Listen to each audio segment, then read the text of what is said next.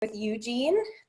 He'll be the architect of the curriculum piece, and I will be working in support of the math teacher team. So we can make sure the department operates smoothly with things like communications, SSTs, faculty collaboration, that sort of thing. So I'm really excited to be jumping into this new position and sharing control of the math department with Eugene and our amazing math team for next year. I guess I should kick it over to Eugene now to talk about our new curriculum. Am I unmuted? You're good. Okay. All right. Well, first of all, thank you, Lily and Mike, and thank you everyone for joining us this evening. I'm honored to have this new position and excited and beyond motivated to make sure that SDGA has the top math program in the county. I was the Algebra 1 instructor for a pretty large class this year, and it was a very positive experience, and I'm very proud of the students and what they've accomplished. So our math program will now have new exams and follow a chronological mathematical order and have consistent test format from grade 6 all the way through 12. Starting in 7th grade, students will have a standardized test supplement that is directly correlated to what they're covering in class. The reason I say standardized test supplement is because although SAT and ACTs is one of the standardized tests that colleges require, there may be some adjustments to that in the near future. We will now have 3 exams during the school year that monitor student and teacher progress. Additionally, all teachers will have pacing guides that show by what dates exams should be given and to make sure that they stay on pace and adhere to the curriculum goals. We'll have a new Algebra 1 textbook at some middle school students or lower school students are in algebra, so there will be a new Algebra 1 textbook, and teachers will have online access as well as students to all the online resources of the new modern text. All students entering 7th grades all the way through 12th grades will now have summer prep work that solidifies content from the previous school year and prepares them for easy start to the next school year. Students will have the opportunity to have all of the summer work explained on live Zoom sessions throughout the summer by me. We're very proud of this because currently there's no school in San Diego County that offers direct standardized test supplements correlated to the topics instructed in the classroom, and there's no other school that's offering live Zoom sessions for solidification of previous material and introduction to next course material. Our math faculty will have weekly meetings to collaborate on effective methods of instruction. I will hold teacher training sessions and teach certain lectures for math levels from 7th grade all the way through 12th to make sure that we stay on pace with the curriculum and we make sure to have student engagement at its finest. As educators, we all have a responsibility to accommodate students with learning challenges, and therefore teachers and our learning centers will work together to make sure that all students have the opportunity for academic success. As we all know, Jewish holidays are a part of our lives and they're a part of our school. So to ensure that we stay on pace, we will have 2 Sunday class options every month to review course content and standardized test reinforcement. We all want our students to have a smooth transition to high school. And with consistent test formats, benchmark exams, teacher pacing guides, standardized test supplements incorporated into 7th grade and onward, students should feel empowered to move on to high school. So SDGA is ready. We're very excited for the future, and I can't be happier to answer any questions from any one of you that will come up later. Very good. Thank you, Eugene. And I just shared with the group that you may enter any questions that are popping into your head into the chat box. And as we wrap up the formal presentation, we'll move into responding to some of your questions. Ready? Back so now I think I turn it over to Mike. Quigley. Okay. You're good. Yeah. So Eugene already spoke a little bit about the Sunday math sessions and the strategies for text. All these additional pieces is really what brought us to collaborating and aligning with Eugene's approach. These are additional pieces that just don't exist in too many schools, and we are so incredibly thankful that we have this opportunity to build out a really robust, multifaceted math program that'll reach all learners, and that's what our goal is. So this is a 2-year collaboration with Eugene, and he's going to scale up the curriculum and the teacher training, and he will not be teaching this year. His full emphasis and his energy will be on working in the classroom with faculty and lesson planning and the real in the weeds, if you will, aspect of math education at the school. Occasionally, Eugene will be teaching a class, maybe a section that he wants to push in on. He's a phenomenal classroom teacher. I'm sure maybe you visited his Zoom sessions without him knowing it, but he's a phenomenal teacher that will be in the classroom consistently next year, and we're very happy to be able to move forward with this. It's a new chapter in math education at SCJA. I mentioned earlier about curriculum alignment work in schools. Normally, the last time we did a math curriculum deep, we did a 2-year alignment coming out of our last accreditation, which was 7 years ago. So we implemented 5 years ago. So we are on pace for an alignment process, and that's why we're at this place today. Our other departments have done this similar alignment processes. So if there's any questions at all, any of us can answer, please type away. Okay. So we've got our first question, and it is that there will be new students coming from public schools that didn't receive a full second semester of their math.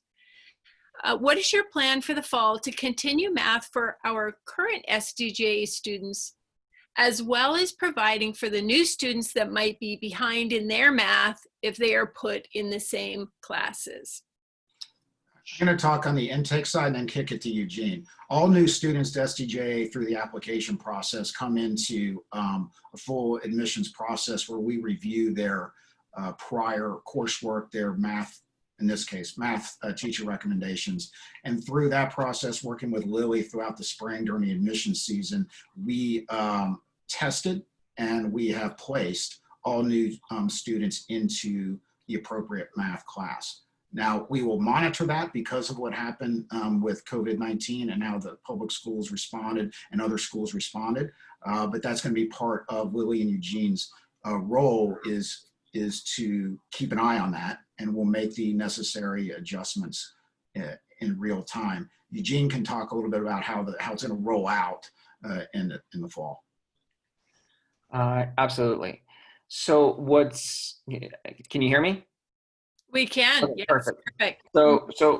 So what's great this year is all students entering 7th grades, 8th grades, all the way through 12th grades are going to have summer prep work. The summer prep work is broken up into 2 components. There's a California Standards prep work that we're going to be completing first. So all kids that finish, for example, 6th grades, they're going to have a California Standards exam for 6th grade that we're going to be completing first. And then they have a customized worksheet that is going to go at the middle school level. It's going to have about 80 problems. At the high school level, it's going to have about 100 problems. And those problems are designed for solidification of previous year's concepts, especially the second part of the year, and introduction of the first 2 chapters to 3 chapters of the next course that they will be entering. So if students are coming from non-private school setting, they will have the opportunity to cover the material on live sessions. If students are coming from a private school setting, they will have the opportunity to solidify the material as well as an introduction to next year's material. Great, thank you. Thank you. We have another question. Mike mentioned the alignment process. A little bit more about what does that alignment process mean, Mike, that you talked about? Alignment can mean 2 things. One, are we aligned from grade 6 up through entry into the upper level of math? And also, are we aligned with the lower school? Lily led a team throughout the winter and spring of lower school teachers and middle school teachers to review all the different aspects of that fourth, fifth, and then leading into sixth grade, so that there's a nice natural bridging between what our lower school teachers are teaching and how they're teaching it to what our middle school teachers teach and how they're teaching it. So there's two different aspects of alignment, but that's a quick non-educational jargon answer. We can go in deep, but if anybody has insomnia, it'll fix it. Exactly. We have a comment, thrilled to hear about summer math work for the kids. So great for their skills and improvement. Thank you for this. And we have a question asking more of a big picture question here for long-term curriculum development. Is there a plan to develop a program to teach math skills needed for data science and artificial intelligence? Oh, Eugene, you wanted to answer yeah, this? sure. Yeah, sure. I mean, well, I think, first of all, I think that's a great question. I think data science is something you could probably speak to Jessica on, because she's going to be teaching statistics, and that's the study of data science. What's great in the curriculum that we have is there's an introduction to entry-level statistics, and starting in sixth grades and going all the way up into pre-calculus, and then students have the option to take AP statistics, where there's a lot more emphasis on data analysis. But essentially, to teach artificial intelligence, I mean, that's something that is more of a course that very few students probably would want to take. And our future goal, no matter what our desire, is to eventually enroll kids into calculus A, B, and BC, and make sure that they're scoring passing grades of 4 and 5.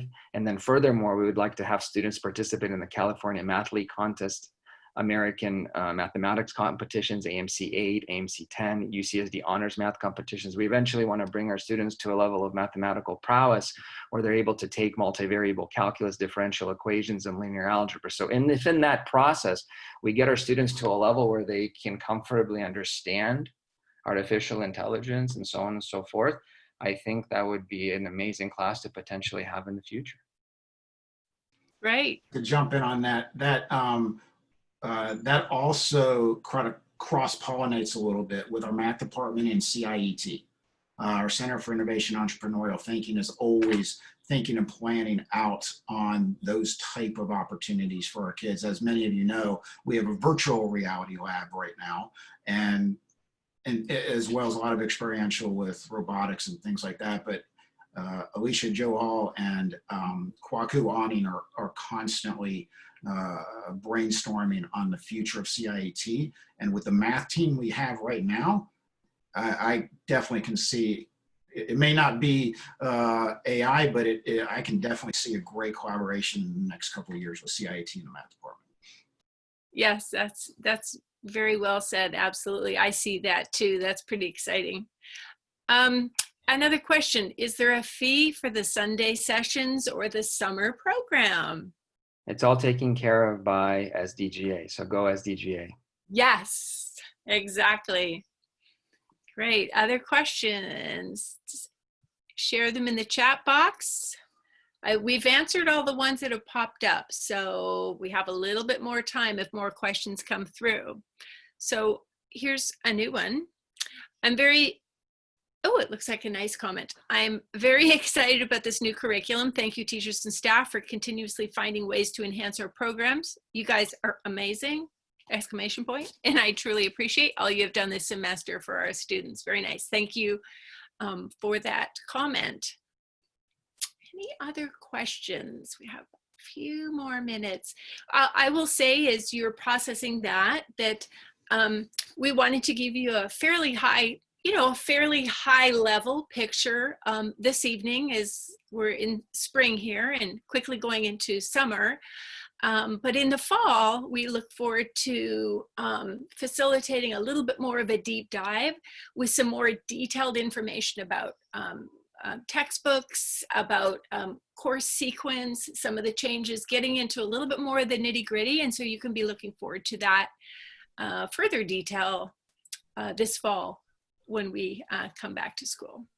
Also, for next steps in the short term, our annual summer letter, what we call the summer letter, will be coming out in the next couple of weeks. That will have all the the links to all the textbooks for every department, plus the summer work program will be embedded in that information as well. So that's going to be the next bit of information that you all receive on all your kids' classes, but in particular, since we're talking about math tonight, the math summer work and the textbooks will be coming out in the next couple of weeks. We have a question about what summer work is contemplated for rising sixth graders. So currently for rising sixth graders that are taking Math 6 and Math 6 honors, there's no mandatory work. There's mandatory work is starting for students that are entering Math 7. So mandatory work is going to be for students entering grade 7 all the way through 12. I'll just jump in here too and say, if there are parents that would like any work for their students to be doing over the summer from 5th to 6th, definitely reach out to your students' math teachers or to myself, and I'll find something. Don't worry, there's plenty of practice for your students to be doing over the summer, and I'm happy to help support that. Yes, absolutely, Lily. And I know the current fifth grade teachers would be very happy to coordinate around units that could use some additional attention, either for the individual student or just in terms of the sequence of curriculum that was covered this year. Let's see, how do you see the program motivating students who don't have interest in math or don't consider themselves math students? So first of all, that's a great question. Most of the time students don't have interest in math because it's something that's difficult for them. People shy away from things that are difficult. It's human nature. But once a student sees that something that they weren't able to do, they actually are able to do, it actually becomes a self-motivating process for them. So the key is to get the student to a point that they're able to do something that they weren't able to do before. And once they do that, it actually becomes that much easier to teach them, and they become the chances of them getting motivated is that much higher. I noticed that this year in my class itself. I mean, I came in and I had 26 kids in my class. I still have 26 kids in my class, and many of them actually were not motivated. And I'm very lucky, I guess, and I'm very happy to say that honestly 90% of the class is very, very motivated right now, and we've accomplished a great deal we've accomplished pretty much everything that I set out to do. So to answer the question in a nutshell, that's really what it is. I think that the reason students are not mathematically inclined or shy away from math is because they truly find it difficult. So if you can get them to a point where they're able to do things that they weren't able to do before, that makes it that much easier for them to progress. Yeah, success breeds success. Looks like we have one more question. How will you deal with any lacking knowledge due to the pandemic? So should I take it away, or? Mike, do you want, or Lily? I think I see smiles going your direction, Eugene. Sure. No problem. So again, great question. Lacking knowledge. So first of all, let's just say that SDGA was the first school to go virtual. We had teacher trainings by our IT department that allowed every teacher to basically take their class online. So as far as stuff that should have been lost in this time period, we're actually very fortunate, and I'm honestly thrilled by our faculty that I don't think much of that happened, because we've continued through the curriculum and we made sure to give students all of the necessary tools during this time, with more material, with double the Zoom sessions and so on and so forth. But going back to the question of what if kids are coming in from other schools, what if certain material was not covered, or what if there's a hesitation with something, that's why we're going to have all of this summer prep work, and it's going to have, and students will have an opportunity to go on live sessions with me to cover it. And like I said, in that summer prep work, it's broken up into two components: a solidification of previous concepts, and introduction to next year's concepts. So I think that should answer the question. I think that's great, and we will do a deeper dive in the fall. We just have about 1.5 more minutes, and I thought I would just take the opportunity to, one, show off my Zoom skills, which aren't as good as the teachers, but to just say hello just to make sure we meet Jessica. Jessica, will you wave? Hi, Jessica. Welcome to SDJA. Thank you. Super excited. Very much looking forward to it. Yes, we really appreciate having you here. And let me just say hello to Joshua. Where are you, Joshua? Let me pull up. Did we all get to say hello to Joshua? I can't spotlight you, but Joshua, can you say hello? Hello.